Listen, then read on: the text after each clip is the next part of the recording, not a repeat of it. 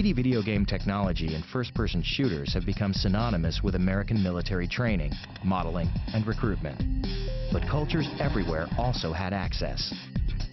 If games are like our military training systems and they become available to everyone, what does it mean that that knowledge has now become democratized? In 2002, a Syrian company, Afkar Media, developed a game called Under Siege, where players reenact the first Intifada from the Palestinian perspective.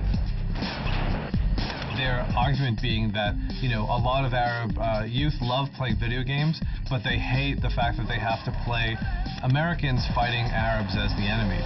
Some sociologists fear these games are contributing to an increasingly hostile world.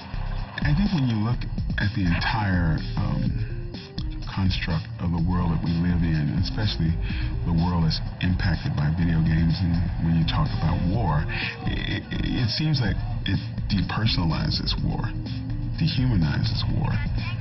Because you stand there and look at CNN, and you see images of the destruction that you also can see in your video game simulations. And those images they put of, the targets and the airplanes bombing it, that is kind of dangerous. I mean, the fact that someone, especially if he's young and he didn't see much, start looking at the real world, and the real war as a virtual war, is kind of disturbing.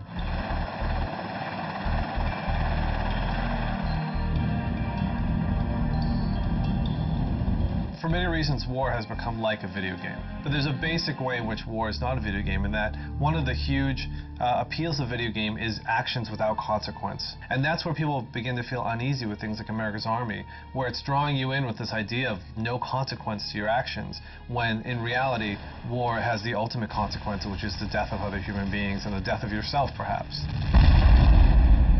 This is real war. Real war is not only the adventure, it's not only the fun of going on a stakeout in the middle of the night, it's also seeing your friend dying in your hands.